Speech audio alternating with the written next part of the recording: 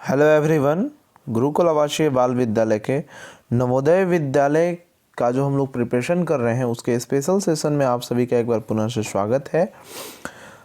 Video को शुरू करने से पहले मैं आपको कुछ दिखाना चाहता हूं जिसे आप लोग एकदम ध्यान से देखेंगे। आज ही मैंने इसे कहीं से लिया है। इस वीडियो में आप देखते हैं इस चील को। देखिए, इसने अपने लक्ष्य को पाने के लिए एकदम से अपने नज़र को जमाए रखा और इसे तब तक नहीं हटाया जब तक कि इसने अपने लक्ष्य को नहीं पा लिया। ये देखिए, इसने अपने लक्ष्य को पाकर ही तभी ये यहाँ से उड़ा है। फिर से एक बार देखिए, इसे स्टार्ट में कर देता हूँ। यहाँ से देखिए, ये देखिए, इसने जब तक अपने लक्ष्य को नहीं पाया तब तक ये अपने लक्ष्य से मुड़ा भी नहीं। मेरे कहने का अर्थ ये होता है कि जब तक हम लोग अपने लक्ष्य को नहीं पा लेते हैं हमें अपने टारगेट से नज़र को नहीं हटाना चाहिए। तो चलिए वीडियो को शुरू करते हैं। आज हम लोगों को थोड़ा छोटा सेशन है क्योंकि ये लंबा टॉपिक नहीं है, सिंथेटिक फाइबर्स एंड प्लास्टिक्स, लेकिन क्वेश्चंस इससे भी आ जाते हैं। इससे पहले आप लोग micro organism and food preservation का क्लास आप लोग देख चुके हैं। यदि नहीं देखे हैं तो आप जाकर हमारे चैनल पर इसे देख सकते हैं।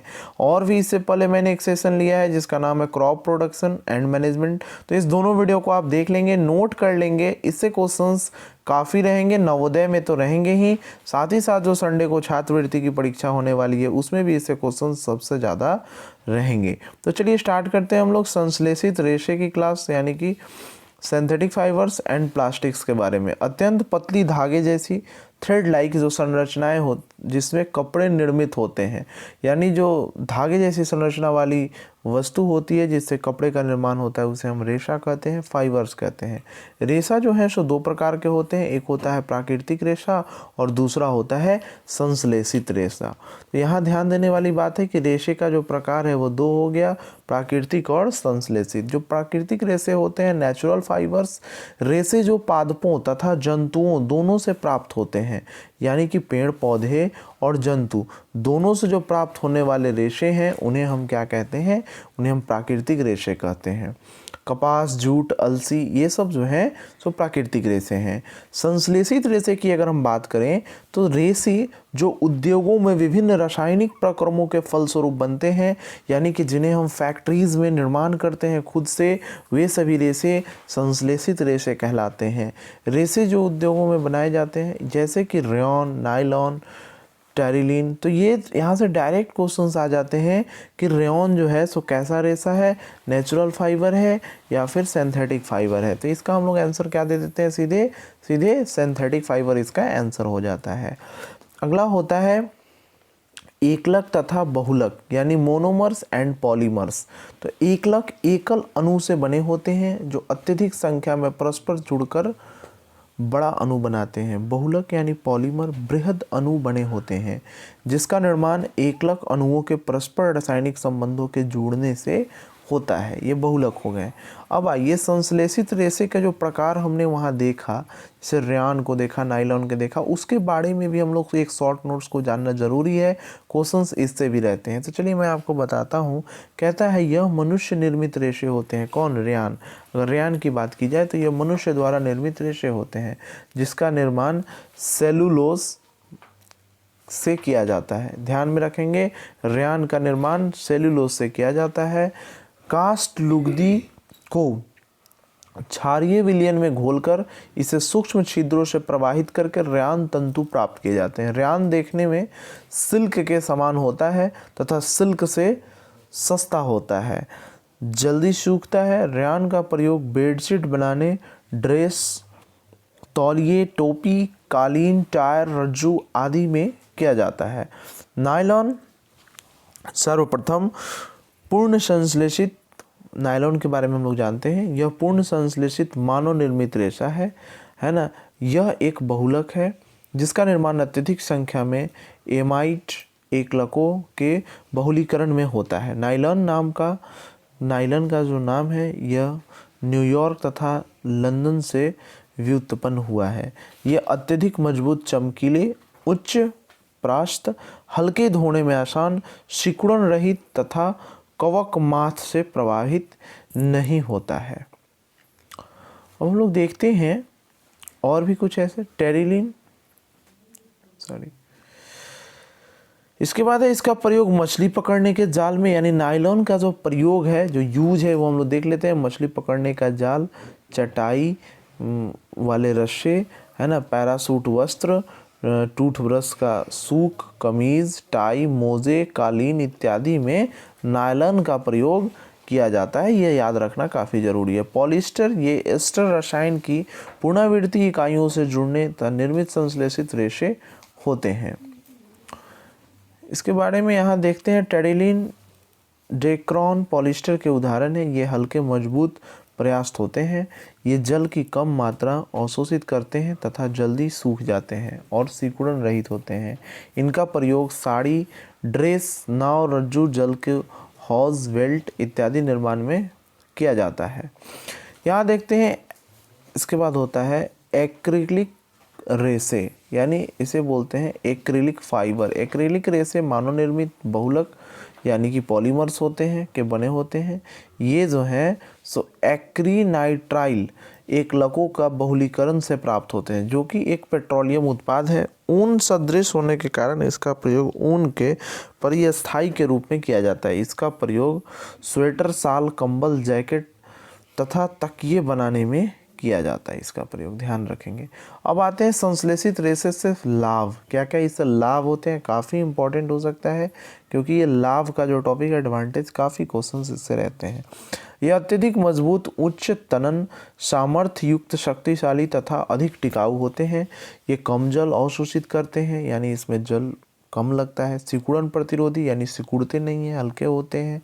ये माथ द्वारा प्रभावित नहीं होते हैं। ये कम व्यय साध्य होते हैं और इन्हें आसानी से रख रखाव, यानी इसका मेंटेनेंस ईजी होता है।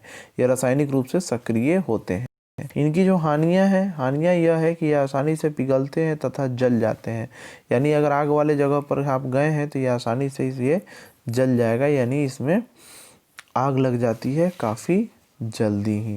ये एकदम ध्यान रखने वाली बात है।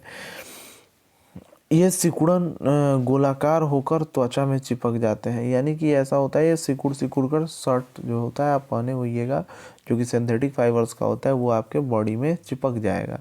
ये अजैव निम्नीकरण, नॉन बायोडिग्रेडेबल होते हैं, यानी इन्हें ये सड़ते नहीं हैं, इनमें प्लास्टिक के गुण होते हैं। इन्हें गर्मियों में नहीं पहना जा सकता। गर्मी में मतलब इससे त्वचा संबंधी समस्याएं, खुजली वगैरह ये सब होने लगता है, इसलिए हम लोग पॉलिस्टर के कपड़े को नहीं पहनते हैं गर्मी में। प्लास्टिक्स, वर्तमान युग में प्लास्टिक का युग, इसे एज ऑफ प्लास्टिक भी कहा जाता है।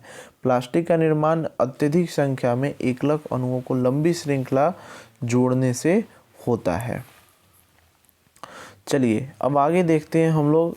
इसमें आ जाता है प्लास्टिक संश्लेषित पदार्थ है जो गर्म करके मुलायम हो जाता है। प्लास्टिक को यदि आग के सामने ले जाया जाए तो यह मुलायम हो जाता है तथा ठंडा करके ये जो है ना सो वांछित आकृति में ढाला जा सकता है, यानी इसे हम लोग कोई शेप दे सकते हैं, डिब्बा वगैरह सब बना सकते हैं। प्लास्टिक के जो प्रकार हैं वो दो प्रकार के होते हैं। एक होता है थर्मोप्लास्टिक और दूसरा होता है थर्मोसेटिंग। थर्मोप्लास्टिक जो होता है वो प्लास्टिक जो गर्म करने पर आसानी से विकृत हो जाते हैं तथा पिघल जाते हैं तथा जिन्हें वांछित आकृति में पुनः और पुनः ढाला जा सकता है, उन्हें हम थर्मोप्लास्टिक कहते हैं। उदाहरण के लिए पॉलीथीन और पीवीसी वगैरह ये सब इसके ही उदाहरण हैं। अगला होता है थर्मोसेटिंग। प्लास्टिक को जो एक बार आकृति में ढाले जाने के पश्चात गर्म करके मुलायम नहीं होते हैं, जिन्हें पुनः ढाला नहीं जा सकता, उन्हें हम थर्मोसेटिंग प्लास्टिक कहते हैं, जैसे बेकेलाइट, मेलेनियम इत्यादि। प्लास्टिक का गुण तथा उपयोग। प्लास्टिक जो अति क्रियाशील होते हैं, इनका संक्षारण नहीं होता है। पीवीसी का प्रयोग वाटर टैंक वगैरह में किया जाता है, आप जानते होंगे पीवीसी पाइप वगैरह। प्लास्टिक हल्के होते हैं और इन्हें आसानी से विभिन्न आकृतियों में डाला जा सकता है। अगला आता है मिलेनियम का प्रयोग बिना टूटने वाले डिनर बर्तन, फर्श की टाइलें, सजावटी वस्तुएं, किचन की वस्तुओं में किया जाता है। अगला आता है पॉलीथीन के प्रयोग बैग, थैली, चिपकाने वाली टैप इत्यादि में किया जाता है। बहुत सारे यूज आप देखे हैं। वैकेलाइट का प्रयोग बर्तनों के हैंडल, विद्युत स्विच इत्यादि बनाने में किया जाता है, जो आपका स्विच वगैरह होता है उसका। उसके बाद पॉलीस्टीरीन का प्रयोग रेफ्रिजरेटरों की खोखली दीवार, आप देखते होइएगा अपने फ्रिज वगैरह में जो दीवार बनता है वो भी प्लास्टिक से ही बनकर तैयार होता है। चलिए आगे देखते हैं हम लोग प्लास्टिक तथा पर्यावरण। प्लास्टिक का प्रयोग निम्नलिखित कारणों से पर्यावरण पर बुरा प्रभाव डालता है, यानी ये बात भी ध्यान रखने वाली है, बुरा प्रभाव, है ना। बुरा प्रभाव इसलिए डालता है क्योंकि यह गलत प्रभाव भी इसके हैं, उन्हें हम लोग देख लेते हैं। कहता है प्लास्टिक अजैव निम्नीकरण है। प्लास्टिक की वस्तुएं परिवेश में जमा होकर पर्यावरण को दूषित कर देती हैं। ये जल में अविलीय होती है तथा जल को गंदा कर देती हैं तथा नालियों का पानी सड़कों तथा गलियों में बहने लगता है। कभी कभी जानवर भोजन के साथ प्लास्टिक को खा लेते हैं, जिससे इनका पाचन तंत्र रुक जाता है। प्लास्टिक जलने पर विषैली गैसें उत्पन्न होती हैं और प्लास्टिक का निस्तारण विकराल समस्या है। अतः प्लास्टिक के लिए 3R का प्रयोग करना चाहिए। कम उपयोग यानी रिड्यूस, पुनः चक्रण यानी रीयूज और पुनः प्रयोग यानी रीयूज और पुनः चक्र यानी रिसाइकल। और कोई भी किसी भी चीज़ों को मतलब ऐसे हमें यूज करना चाहिए 3R, ध्यान में आप इसे रखेंगे। चलिए कुछ प्रश्न है। दक्षिण भारतीय मंदिर निर्मित है किससे? तो जो इसका सही उत्तर हो जाएगा वो हो जाएगा ग्रेनाइट। इसका सही उत्तर होगा ग्रेनाइट से। आगे बढ़ते हैं हम लोग। अगला प्रश्न है, कहता है लाल किला का फतेहपुर सिकड़ी महल किससे निर्मित है? तो जो इसका सही उत्तर हो जाएगा वो हो जाएगा सैंडस्टोन। अगला है टेराकोटा। टेराकोटा जो है सो यह है क्या चीज़? खुददारी आदिकालीन पोट्री। निम्नलिखित में से कौन सा प्राकृतिक बहुलक है? प्राकृतिक बहुलक है सेल्यूलोस, अभी हमने पढ़ा है। निम्नलिखित में से किसमें प्रोटीन की लंबी श्रृंखलाएं पाई जाती हैं? सिल्क और ऊन में। थर्मोकोल किससे निर्मित होता है? तो जो इसका सही उत्तर होगा वो हो जाएगा पॉलीस्टीरीन से थर्मोकोल निर्मित होता है। आगे हम लोग देखते हैं निम्नलिखित में से कौन सा थर्मोप्लास्टिक है? तो इस चारों ऑप्शंस को देखकर हमें यह पता लगा कि पॉलीथीन जो है सो थर्मोप्लास्टिक है। अगला देखते हैं कॉन्टेक्स लेंस किससे निर्मित होते हैं? तो ये होता है ल्यूसाइट से। देखिए सभी प्रश्न काफ़ी इंपॉर्टेंट, इसे नोट करेंगे, याद करेंगे। कहता है निम्नलिखित में से किसका प्रयोग खाना बनाने के बर्तनों को चिपकाने वाली परत में किया जाता है? टेफ्लॉन का प्रयोग किया जाता है। निम्नलिखित में से थर्मोसेटिंग प्लास्टिक कौन है? तो ये फॉर्मिक और मेलामिन है। निम्नलिखित में से कौन कपास के समान होता है? तो रेयान इसका सही आंसर हो जाएगा। निम्नलिखित में से कौन गर्म करके मुलायम नहीं होता है? मुलायम नहीं होता है, ये होता है बेकेलाइट। रेयान वास्तविक संश्लेषित रेशे के भिन्न है क्योंकि यह लकड़ी की लुगदी से प्राप्त होते हैं। अगला जो प्रश्न है इसके आंसर को मैं यहाँ टिक कर देता हूँ, इसका जो ये आंसर सही है। फिर इसके बाद हम लोग देखते हैं 15 नंबर प्रश्न। तो 15 नंबर का जो सही आंसर होगा वो ए हो जाएगा बेकेलाइट। और इसके बाद देखते हैं हम लोग निम्नलिखित में से कौन एक थर्मोप्लास्टिक बहुलक नहीं है? ध्यान देंगे तो इसका सही आंसर यहाँ टिक लगा देते हैं बेलेनियम। आप इसे नोट करके याद करेंगे क्योंकि ये सारे ऑब्जेक्टिव क्वेश्चंस आपके एग्ज़ाम में काफ़ी इम्पॉर्टेंट रूप से पूछे जा सकते हैं। इसका टेरिलिन आप एक बार इसे पढ़ेंगे और याद करेंगे। मैंने इसके बारे में जो भी बातें बतानी थी मैं यहाँ आपको बता चुका हूँ पिछले ही इसमें। तो जो 23 है इसका भी जो सही आंसर हो टेरिलिन हो जाएगा। टेरिलिन इसका सही आंसर होगा। नेक्स्ट हम लोग देखते हैं इसका जो सही आंसर है वो यहाँ हो जाएगा सी, जो कि 1 और 3 दोनों है, यानी कि नायलॉन और टेरिलिन दोनों होंगे इसके। प्लास्टिक जिसको यहाँ से देखते हैं थोड़ा आपको साइन दिख रहा है, ये इसका सही आंसर है। रेयान की बात का इसका सही आंसर, टेफ्लॉन भी इसका सही आंसर होगा। बेकेलाइट और 1 और 4 इसके सही आंसर होंगे।